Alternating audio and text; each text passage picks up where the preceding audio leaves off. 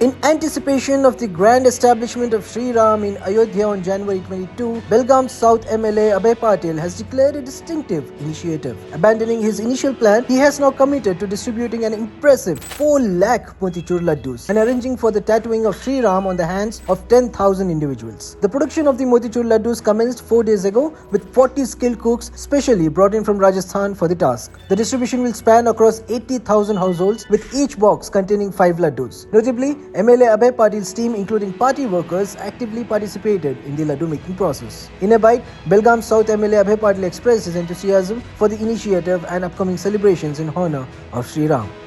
बेलगाम दक्षिण में जो रामलला जी का प्राण प्रतिष्ठापना के उपलक्ष्य में बेलगाम दक्षिण में 80,000 परिवार को मोतीचूर लड्डू का पैक देने का काम आज से प्रारंभ हुआ है। राजस्थान से 40 कारीगर इसको बनाने के लिए आए हैं। लगभग 2,500 कार्यकर्ता इसमें जुटे हैं घर घर पहुंचाने के लिए।